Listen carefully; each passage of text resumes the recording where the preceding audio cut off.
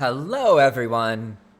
Reacting Reddit here, where real humans read and react to Reddit content. Today I picked the thread, what was your best New Year's Eve? Because guess what, guys? It's New Year's Eve! Haha! Happy New Year, everybody. I personally am doing basically the same stuff that I would always do every day. I don't really do many holidays, although I used to really like the Christmas time, but I forget about Christmas here because I live in the tropics and there's no snow, so I just forget about the winter in general, and I don't think of it as Christmassy in December anymore. It's kind of weird. But New Year's is a great time because it really does just make you reflect on the last year, and the last year's been so eventful. I'm sure that'll show up in these comments. What was your best New Year's Eve? Let's see what people say. This first reply by Stream Stroller. I was in high school in 1988. Stayed overnight with my best friend forever, I guess. We drank virgin Pina Coladas and watched Dirty Dancing on the VCR. Then her older brother came home half-wasted with his best friend, who I had a major crush on, and who we'd been voting the best-looking guy at school. They just chilled out with us and watched the movie, and we all just talked and laughed. Nothing remotely naughty happened, and I still felt massively cool, because from that night on, one of the most popular seniors at our high school would smile and say hi to me. Thrilled me to my toes every time. I miss that feeling. Thrilled me to my toes, that's a cool phrase. I don't really like thinking about high school. I'm throwing a tissue paper at my screen right now in reaction, but I like the phrase, thrilled me to my toes. I'm going to think about that. Maybe you guys had some better experiences than I did in high school, but I feel like high school is super fake and artificial, and it just teaches you how the shittier people are in the world, but then you find cool people afterwards, and you can have a great life. Woo! Next is by Nothing Private. When I was about 10, I went an entire year without candy because of a bet I had with my grandpa. As the fireworks were exploding all around New Year's Eve, that marked the end of my candy exile, and I stuffed my face with chocolate. It was glorious!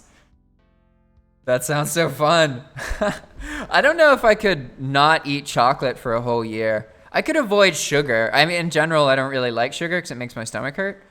Like, it tastes sweet, but I've developed such an association of it making my stomach hurt that I can't really eat sugar unless it has like other food with it. So I could eat like food that has sugar in it, but if something is just sugary, I don't like it. Like I don't like really sugary drinks and stuff.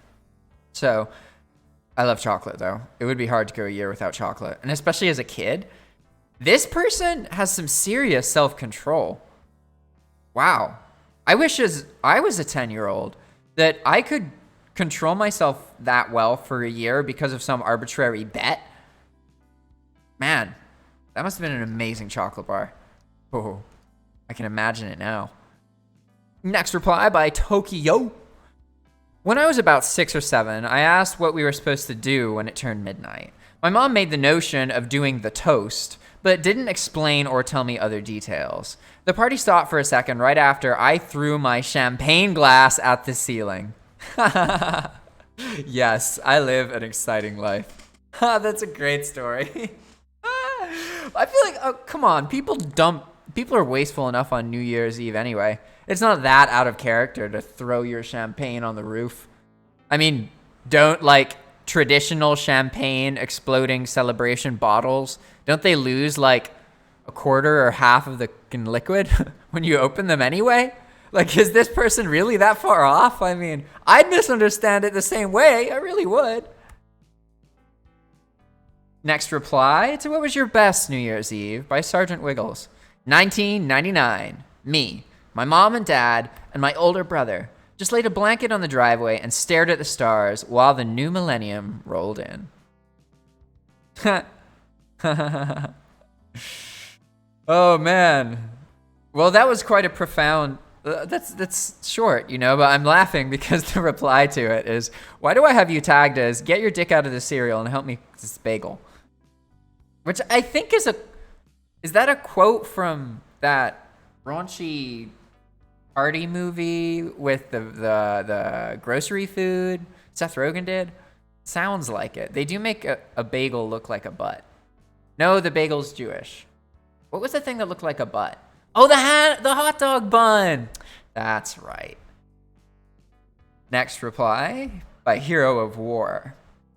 My girlfriend and I, a couple of years back, decided to just go to a dive bar within walking distance from our house and not join the masses going out. This place was an absolute dump.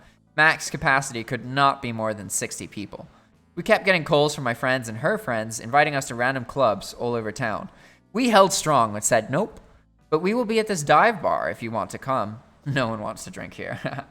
But what do you know? Every person we talked to showed up. Friends of ours that don't know each other. But everyone actually got along great. Never again have that group gotten together again since then. And every New Year's falls short when being compared to that one. That sounds unique, especially if it's with people who aren't normally around each other. That's kind of the recipe for something awesome, isn't it? All right, this is an epic-sized post by Carnabass. Not sure if this will be seen, but my best New Year's was that of 1999. I was 9 years old at the time, and I worked together with my dad to pull off the greatest prank in history. A few minutes before midnight, I synced up with a wristwatch, with the countdown on TV. My dad pointed me in the direction of the breaker, which was in our garage, and showed me the lever to pull, which would cut power to the house. Now, I don't know if you remember the hype, but the year 2000 was supposed to destroy all of our computers, and technology is sending us back to the Stone Ages. So the moment grew closer as I watched the seconds tick by on my wristwatch. It soon became apparent that I wouldn't need it, as I could hear all of my relatives inside counting down 10, 9, 8, 2, 1. I pulled the lever at the perfect timing and everything went black. The first thing I heard was from my aunt. Oh my god, it hit Y2K, hit, Y2K hit. I was only going to leave the power out for 10 seconds or so, but the lever was stuck and I couldn't get it back up for about 2 minutes, during which the whole time I heard my family freaking out. Then eventually they looked inside and started to wonder why our neighbors still had power. Thinking back, I really wish we could have recorded. Probably could have won $10,000. That's badass. I do not have a story that great. Actually, if I just think of New Year's Eve, I don't know if I had a lot of bad experiences on New Year's, but the most interesting or profound New Year's was probably, it was actually kind of weird. I was at this New Year's Eve party with a bunch of people I knew, and like someone I was dating at the time, but that person ended up like, I was in like a bad relationship and I was caring too much about somebody who didn't care about themselves, and I was neglecting myself. And I kind of had this realization, or this moment where I realized that I didn't want to be like all the people I was around. I was at this party and people were like, it was New Year's, people were smoking and drinking. People were like snorting different drugs and stuff. And I just felt like it felt too artificial. I didn't want to care about the things that most of these people cared about. I wanted to be around people who were like good and happier to each other and did things for other people just as often as they did around themselves. And it was kind of this moment of the beginning of the part of me that kind of really said no to society and was like, I don't need to be around people who I don't relate to, who are just wasting their time hurting their bodies to get thrills when they could find meaningful things in life to give them thrills. They could build things and get so obsessed and interested in building and creating that they have thrills that are fractions of the thrills they could feel on drugs and these things. But at the time, I felt like those people I was around just didn't even want that. All they cared about was like really just getting thrills at the expense of their body. And I didn't like that. I didn't want to accept that. But the alternative, I was with those people because the other people I knew were all like complete total workaholics, and they were slaves to their degree and what they, like, whoever they worked for, and they didn't spend time with their family or with their interests, and they didn't see value in themselves unless they were working for other people. And for me, I didn't want that either.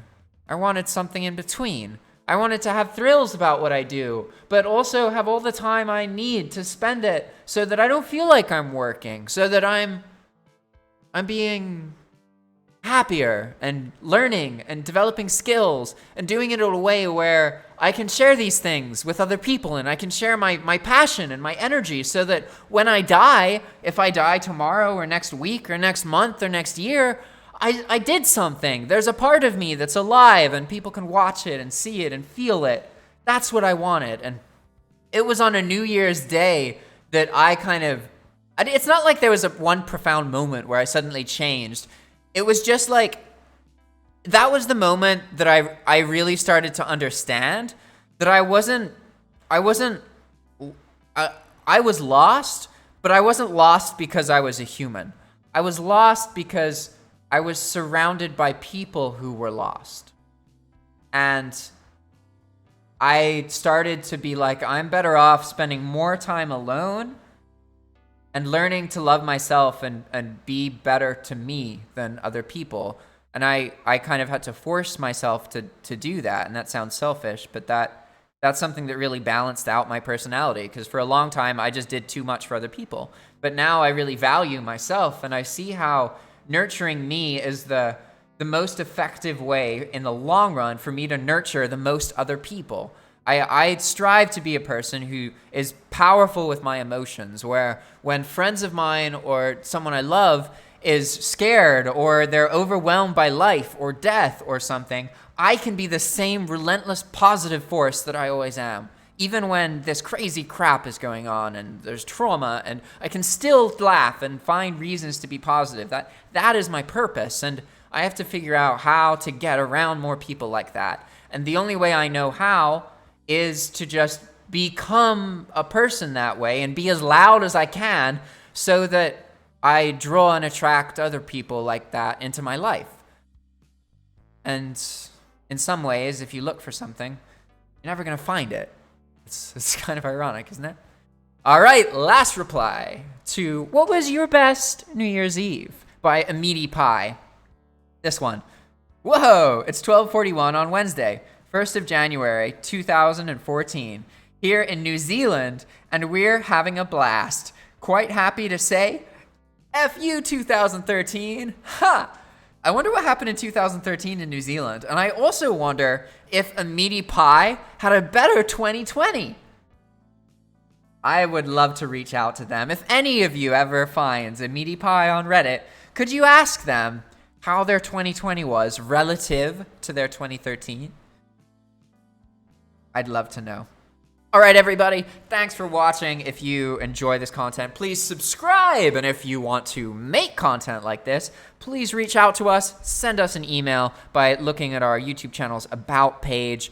We are looking for other content creators to work together and make content by browsing and reacting. You can't just read verbatim other people's comments, but as long as you add your own creativity, your energy, your influence, you add your interpretation, your response to those comments, there may be something there, right?